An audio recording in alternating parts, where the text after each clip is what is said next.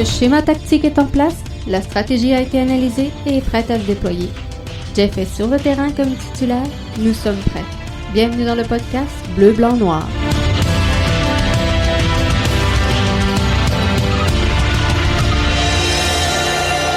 Bonsoir tout le monde et bienvenue au podcast Bleu, Blanc, Noir, l'édition du 23 novembre 2020 qui a dit que parce que l'Impact était mort, on allait arrêter notre couverture du soccer. On va être là plus que jamais parce que la plateforme BBN Media se divertit de plus en plus. Et si vous avez été visiter le site au www.bbnmedia.com au cours du week-end, ben vous avez vu qu'il s'est mis à apparaître des articles dessus. Donc, moi, je vous le montrerai pas parce que je vois la nouvelle plateforme, mais sur la plateforme actuelle de BBN Media, donc vous retrouvez toute la couverture des matchs MLS du week-end. On voit également un article sur Jonathan David qui enfile son premier avec Lille. Ça aussi, c'est une bonne nouvelle. On est content pour lui, ça va faire du bien. Dans le podcast de ce soir, est-ce qu'on revient sur le match de l'Impact? On a fait le débrief, je pense qu'on va passer et qu'on va regarder les matchs donc du week-end à travers la MLS. Et j'ai hâte de voir si vous êtes là branchés avec nous sur Facebook, sur YouTube et sur Twitter, Periscope. J'aimerais savoir si vous avez encore de l'intérêt pour les séries d'après-saison de la MLS, malgré l'absence, donc, dans ce championnat-là de l'Impact de Montréal. Parce que en fin de semaine, on va être franc, ceux et celles qui disaient que c'était pas excitant la MLS, on a eu des gros matchs, des bons matchs de soccer et on va y revenir dans quelques instants. On va se parler également du podcast de demain parce qu'on va avoir un gros show demain. En fin de semaine, j'ai écouté le podcast de Nilton et Sofiane, le Couscous Piri Piri, donc produit par CanFC, qui avait une discussion super intéressante sur la couverture des médias, le rôle des mainstream. Bref, un peu tout l'entourage médiatique autour de l'Impact de Montréal. Il y avait aussi donc une recherche profonde sur qu'est-ce qui est une bonne couverture. Bref, tout ça mélangé à un article d'Alexandre Pratt de La Presse qui nous disait que les vedettes sont parties, le buzz est parti, les codes d'écoute de la MLS sont difficiles en ce moment. Est-ce que la MLS et l'Impact est à la croisée des chemins? Et c'est cette discussion-là globalement que je veux avoir, la couverture VS. Est-ce qu'il faut que l'équipe gagne? Comment on attire les gens?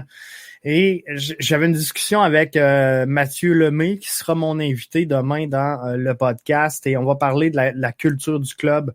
On va parler d'identifier et de comprendre la philosophie MLS et comment l'Impact peut gagner avec sa culture au sein de la philosophie de la MLS. Et ça va être intéressant également parce que faudra voir là. J'ai eu beaucoup de commentaires sur le fil de discussion en fin de semaine où je disais, à quelque part, la MLS, elle est une sorte d'académie européenne ou encore un club de retraités. Entre les deux, comment l'Impact fait pour trouver sa niche, pour crécher son identité propre à elle? Parce que on se cachera pas que si tu veux réussir dans le circuit de la MLS en tant que business, tu dois produire de jeunes joueurs et les vendre. Et tant et aussi longtemps que l'Impact va devenir une académie, donc des 5 grands circuits européens, ça va être difficile d'attacher un fanbase encore plus grand que ça. Et d'un autre côté, est-ce que la communication et le marketing, est-ce que le branding de la MLS est bon? Parce que on se le cachera pas. Quand on regarde, et je le sais qu'il y en a plein qui ne trippent pas sur la comparaison avec le hockey, mais quand on regarde la comparaison avec la Ligue nationale, on nous vend autant la Ligue nationale que le Canadien de Montréal. Bref, le logo de la LNH, tout le monde le connaît, tout le monde le voit, il circule, il est sur plein de promos. Pourquoi c'est pas le cas avec la MLS? Sincèrement, j'ai vu coupe d'affaires pour le tournoi MLS is back sur des boîtes de Pop-Tarts à l'épicerie, sinon des boîtes de céréales, mais en vrai, des gros shows avec des annonceurs majeurs. Les fêtes approchent. Un gros étalage de Pepsi avec des joueurs de soccer format géant. Bref, il faut s'immiscer chez le jeune pour attacher donc tout le monde à la MLS. Et l'autre chose, l'autre point que quelqu'un me soulevait, c'est, et Jeff, il n'y a pas de joueurs locaux dans la MLS. La plupart des joueurs sont des joueurs étrangers. C'est difficile d'avoir un sentiment d'appartenance pour un club, pour une formation, alors qu'il y a très peu de joueurs locaux. Et c'est vrai peut-être qu'à Montréal, si on avait 22 Samuel Piette, on serait plus heureux. Faut penser à tout ça et faut regarder ça. Donc, demain, on va regarder ça avec Mathieu Lemay. Ça va être réglé. Salutations à Chantal qui est là et qui dit Lily Rose fait dire pas encore ton podcast. C'est toujours Lily Rose le podcast. Et on est là donc pour longtemps. Je veux féliciter, on parle souvent de couverture déficiente dans la MLS. Je veux féliciter TVA Sport pour tout un marathon de soccer hier. Alors que toute l'équipe, Frédéric Gay, Assoun, Vincent Détouche, Frédéric Laure ont été là pour nous accompagner de 3h l'après-midi jusqu'à très tard hier soir pour d'excellentes rencontres. Sincèrement, là, on va en parler, on va en revenir sur les rencontres du week-end, mais qui a dit que la MLS était plate? On a eu des matchs vraiment spectaculaires en fin de semaine et c'était super excitant au niveau de la MLS. Mais good job à toute la gang de TVA Sport. Plateforme BBN Media, je vous en parlais. Mathieu qui souligne via YouTube, bravo à TVA Sport. Oui, great job. Tu sais, on chiale souvent sur la couverture de l'Impact de Montréal, sur la couverture du soccer. Maintenant, un peu pour en revenir et faire du millage, tantôt je vous parlais du podcast de Nilton et Sofiane. Il faut partager, gang. Il faut cliquer, il faut encourager le contenu MLS. La gang de TVA présentait plein de matchs. Et ce sera le cas mardi soir également avec Toronto, Nashville, l'Union face aux Revs, les Sounders face aux LA. LAFC. Donc, il faut absolument qu'on soit là, qu'on soit présent, qu'on soit au poste et qu'on soutienne ça si on veut que le produit réussisse. Et on parlait, et il y avait des reproches qui étaient dirigés envers la presse en disant que la couverture était faible. Et, je veux pas défendre la presse, mais on rejoint quand même dans le podcast ici, BBN, puis je parlerai pas pour les autres, mais moi, avec mon podcast, on rejoint 500-600 personnes quotidiennement. Presque, on est souvent là du lundi au vendredi et on rejoint beaucoup de gens. C'est 500 personnes entre 500 et 1000, là, dépendamment des podcasts, des sujets, des invités. Bref,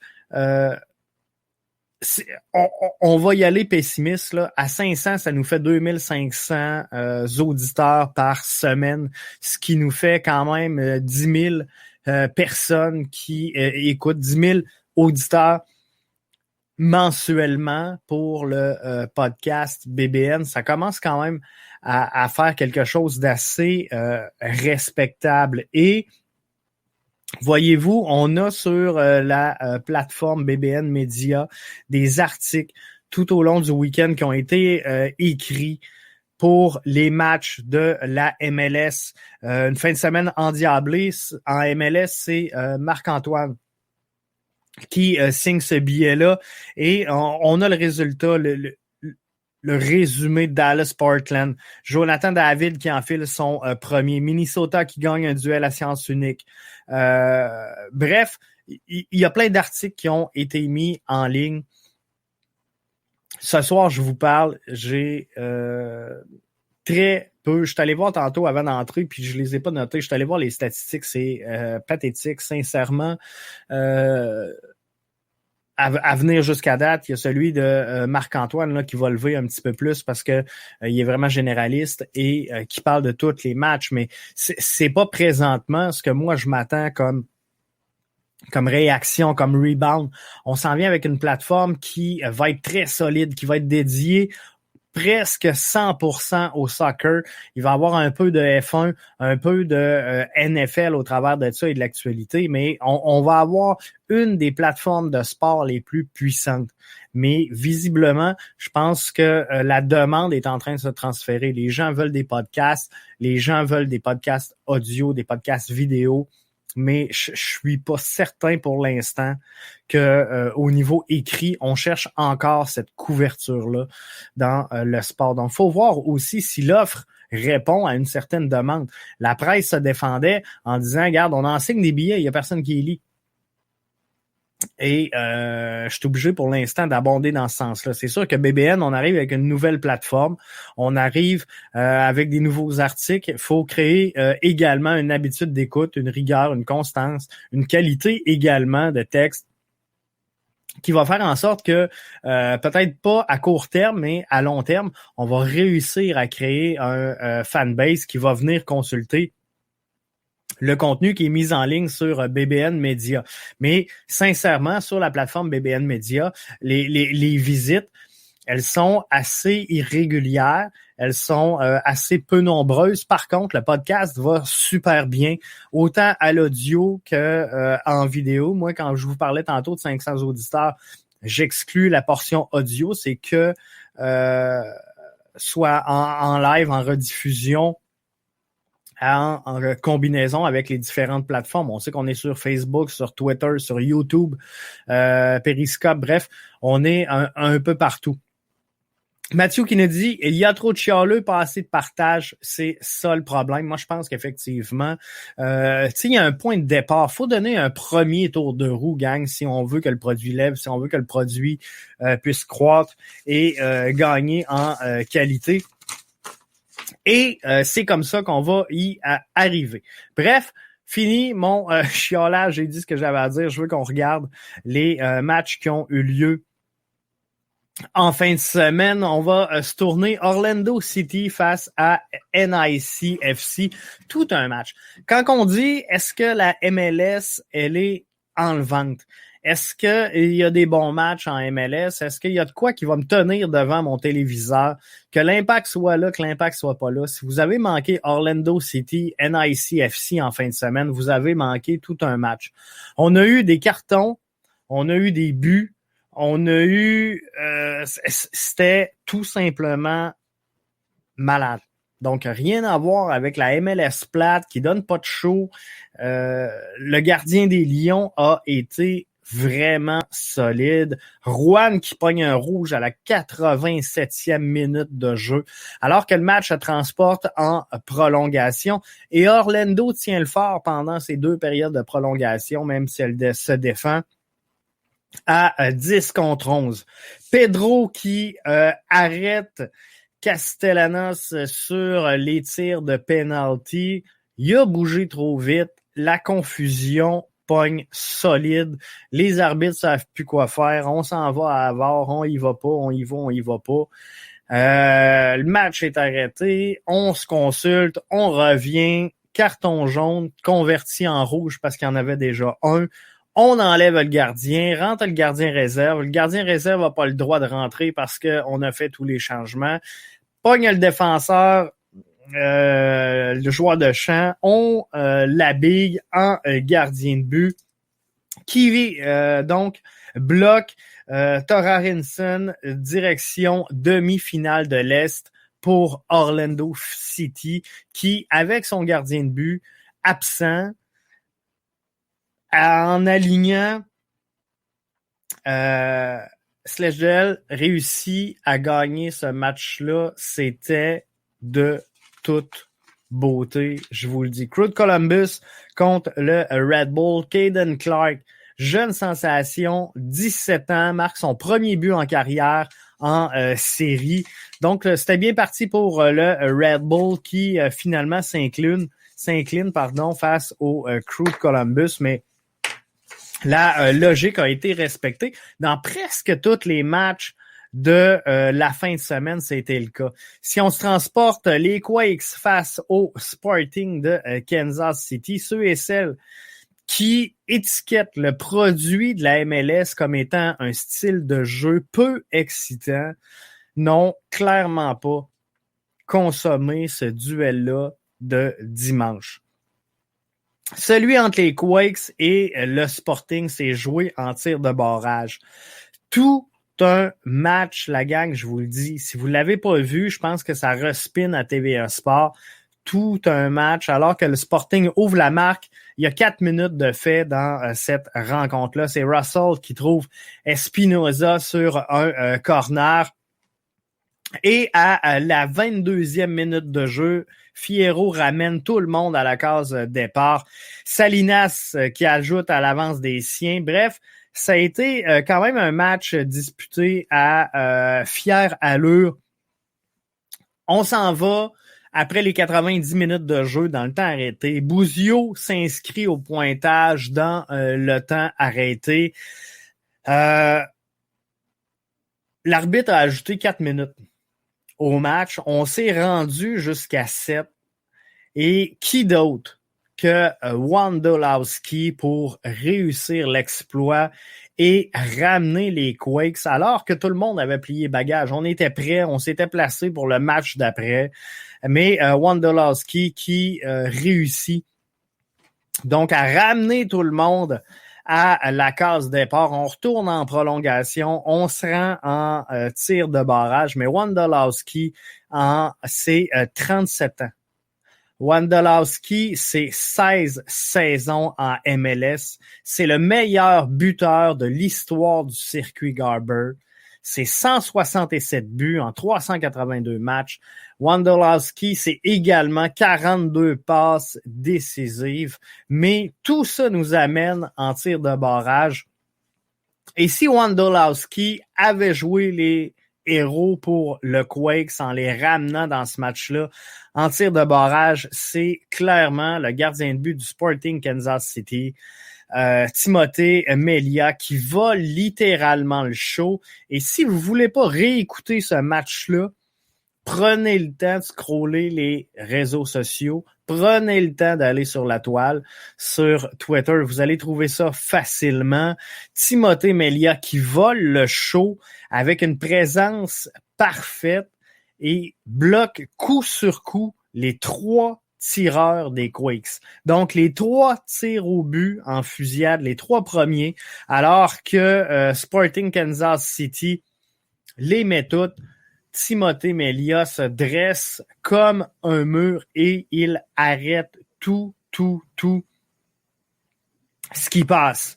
Le Sporting Kansas City passe donc au tour suivant, affrontera le gagnant entre les Rapids et Minnesota United. Et c'est Minnesota qui gagne. Je dirais un duel à sens unique. Ça se passait au Allianz Field. C'était le deuxième match, moins excitant peut-être que celui entre les Quakes et le Sporting.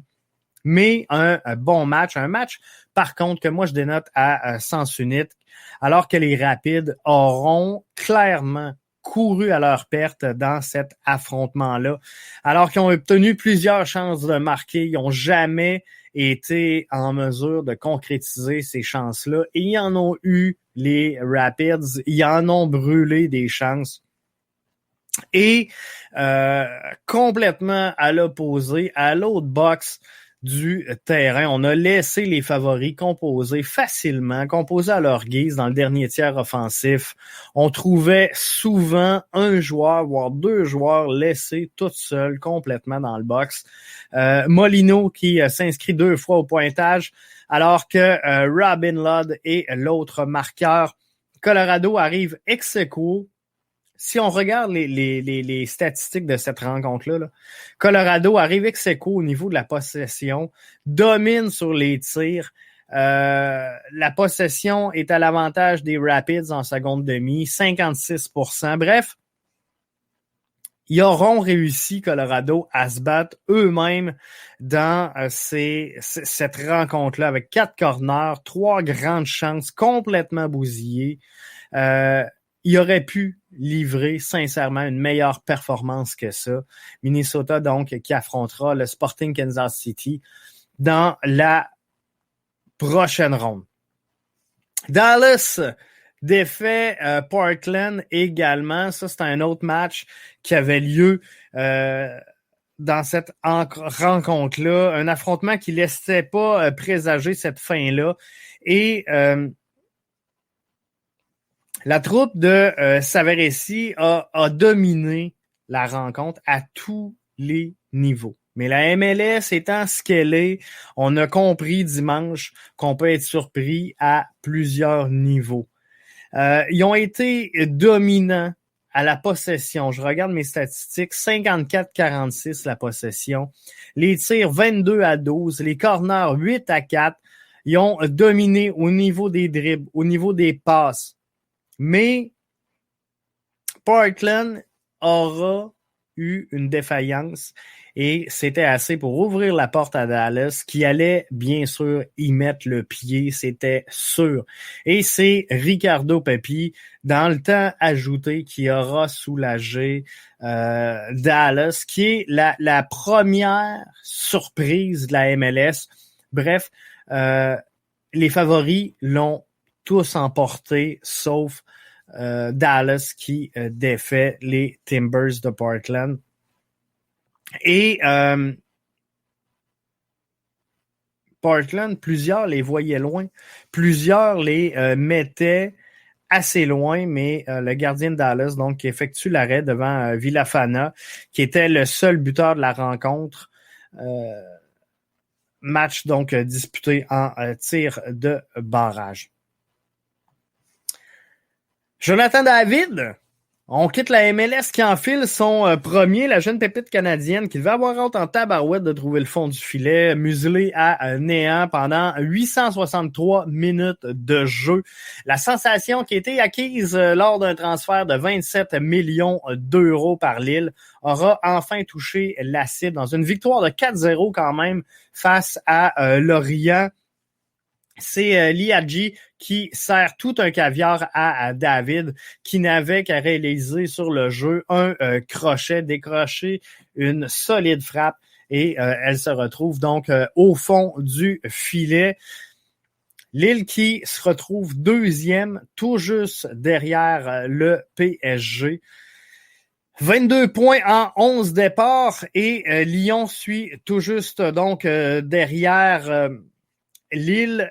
PSG, ça va bien par les temps qui courent. 4 victoires à ses 5 dernières sorties. Et pour Lille, c'est une victoire qui fera du bien, non seulement à Jonathan David, mais à la formation. Après 2 verdicts nuls et une défaite, retrouve le chemin de la victoire et se maintiennent donc au deuxième rang. La troupe de David retrouve l'action le 26 novembre prochain, alors que Milan sera l'adversaire dans les phases de groupe de la Ligue Europa. Ils affronteront donc ensuite Saint-Étienne. Formation dans le trouble présentement dans le dernier quart du classement de la Ligue 1 et qui sont sur une séquence Saint-Étienne de 8 défaites consécutives.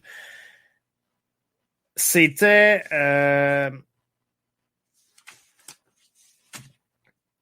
séquence donc pas facile pour tout ça, pour Saint-Étienne. Je vous invite à aller lire. Faites-moi plaisir, là. Rendez-vous sur bbnmedia.com. Une fin de semaine endiablée en MLS, c'est un texte signé par Marc-Antoine Lemoignant, qui a déjà signé des textes pour BBN Media. Et vous allez voir là, au cours des prochaines semaines, on va entrer des nouveaux collaborateurs à l'écrit. On va le tester. On va s'en aller dans cette veine-là, dans cette direction-là. Mais j'ai la capacité d'être patient, mais pas longtemps. Donc, on va tester l'expérience et on va mettre donc du contenu à l'écrit. De la MLS, des 5 grands circuits européens. On va se parler également, je vais aller voir dans mon Black Book. Je vais vous dire ça exactement, qu'est-ce qu'on va ajouter à l'intérieur du site de BBN Media, mais moi, ce que je cherche, ce que je veux, mon plan de match aujourd'hui, on se parle, je veux 3 journalistes écrits. Un qui analyse les matchs, donc qui va dans le factuel. Un qui est un petit peu plus là, columniste, opinion, et qui va nous donner ses états d'âme. Je veux des textes également à saveur historique, profil de joueur, gratter des belles histoires, faire découvrir des belles histoires en lien avec le foot. Donc ça, c'est ce que je veux. On va ajouter donc des podcasts. Je vous l'ai dit, on s'en vient avec un podcast. Bien sûr, le retour des gérants d'estrade, qui a été longtemps à BBN Media, notre fer de lance, avant que Podcast BBN prenne le lead. Mais le podcast des gérants d'estrade, saveur hockey, beaucoup plus, sera de retour très prochainement. On va avoir un podcast NFL, un podcast F1. On part avec ça. Je vous le dis, là. BBN s'en vient avec une solide plateforme qui a rien envié à tous les gros joueurs du monde des médias. Et je suis pas un journaliste, je suis pas un média de masse, je suis pas...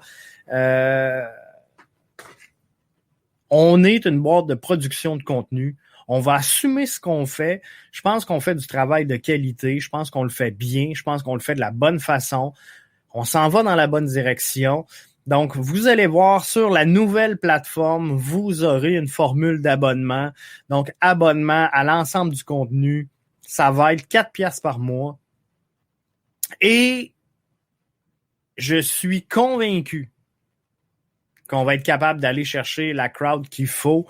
Tu sais, là, je veux des textes. Marc-Antoine s'est joint à nous.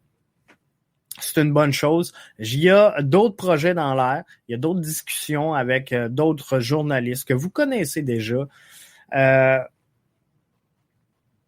je veux attirer dans le giron.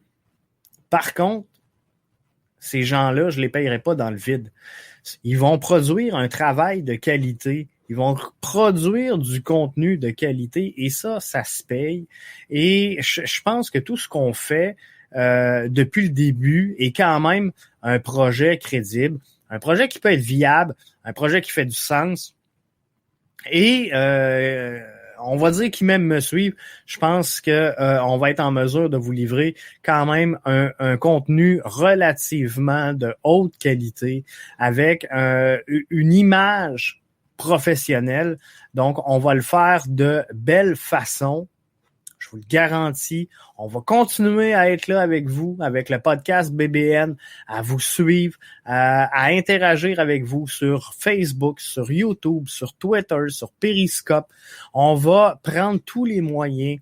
On va avoir le lien direct sur notre plateforme iTunes, directement sur la nouvelle plateforme. Bref, dans le day-to-day, vous ne verrez pas énormément de changements, mais tout ce que je vous demande, c'est regarder le contenu. N'hésitez pas à le commenter. Vous avez le droit de dire, Jeff, ça, c'est de la bouillie pour les chats. Ça fait pas mon affaire. Et il faut trouver l'équilibre entre ce que les gens veulent et ce que les newbies, ce qu'on veut ajouter au projet, à la crowd de l'Impact, du soccer, du projet foot, ben ce qu'on veut ajouter, là, il y a un pont entre ce que veut lire le fan actuel et celui qu'on tente d'ajouter, comprenez-vous? Si moi je veux séduire des nouveaux fans. Je vais parler des matchs. Je vais décrire les matchs. Je vais les résumer grossièrement. Je vais essayer de les attraper à la volée avec une clip vidéo. Regardez le gardien de but. 3 arrêts en 3 lancés. C'est magique. Avec la rouge, avec le défenseur qui est gardien de but. Avec ça, je vais accrocher des gens. Je vais aller les chercher. Comprenez-vous? Mais c'est sûr que ceux et celles qui nous suivent quotidiennement, qui sont habitués d'analyser des matchs, si je me mets à écrire des textes où on va parler de coupage de ligne, on va parler d'overlap, on va parler de jouer dans les intervalles, que tel joueur devrait être en 8 plutôt qu'en 6 et que peut-être que finalement c'est un 8.5 puis que l'Impact cherche un 9, monsieur et madame tout le monde, ils décrochent. Comprenez-vous? Monsieur et madame tout le monde, ils veulent savoir, est-ce que l'Impact a gagné? Est-ce qu'ils vont bien? Est-ce qu'ils vont signer un gros joueur? Puis, est-ce qu'il va y avoir du monde au stade Saputo pour que j'aille triper avec les jeunes? C'est ça, là. Le jeu qui se joue entre les deux, présentement, c'est ça. Et on décrit souvent la couverture du Canadien de Montréal, mais quand on regarde les articles en détail, ben on s'arrête sur les gilets rétro, on s'arrête sur la nouvelle blonde de Carey Price qui a un enfant, sur un tel qui fait des annonces de McDo, un tel qui fait des annonces d'HelloFresh, puis un tel qui était vu dans un bar. C'est pas toutes des analyses approfondies à savoir si tel joueur est en mesure de jouer entre 17 minutes 3 quarts et 18-26. Puis est-ce que le chiffre idéal pour Kotkaniemi, c'est 28 secondes ou c'est 33? Comprenez-vous? À ce temps qu'ils ont leur crowd, oui, ils vont écouter. Mais pour amener les gens là, ben, il fallait parler des grandes lignes. Et c'est un peu le contenu qu'on va offrir présentement, pour l'instant, ça va être du grande ligne, ça va être du wide public. Donc, c'est sûr que vous n'aurez pas d'analyse profonde et le podcast sert un peu à ça. On va s'en venir avec un podcast qui sera présenté une seule fois par semaine. On va changer la donne. Podcast BBN va rester là du lundi au vendredi. On va ajouter un podcast. En fait, non, c'est pas vrai. Je me reprends, podcast BBN va avoir lieu 4 jours par semaine au lieu de 5 et une journée, au lieu que le podcast soit live, ça va être un montage où on va avoir les infographies, les analyses en détail des performances et que là, on va aller cibler vraiment des phases de jeu et entrer en détail. Il va y avoir bien sûr un podcast Jason Foot où on va regarder tous les circuits. Donc, on va se parler d'Alphonso Davies et de la Bundesliga. On va se parler de Jonathan David avec Lille, comment ça va. On va se parler de du Barça. On va se parler de... On parlera de qui vous voulez. Mais on va triper et on va vendre cette culture foot. Mais d'ici là, je vous donne rendez-vous demain, 20h. Alors que Mathieu Lemay sera avec moi. Comme je vous dis, on va faire le tour du projet de l'Impact. Et l'Impact doit bouger rapidement, mais l'Impact, c'est quoi qu'ils doivent faire exactement? Est-ce qu'on attire Olivier Giroud? Est-ce que on attire des joueurs de cette trempe-là? Est-ce qu'on en signe 3 no-name qu'on va revendre en Europe? On en est où avec le développement du projet de l'Impact de Montréal? Est-ce qu'elle fait du surplace? Est-ce qu'il avance? Est-ce qu'il recule? On va regarder tout ça demain. C'est un rendez-vous sur le coup de 20h pour un podcast BBN. Merci d'avoir été là, gang. Bye.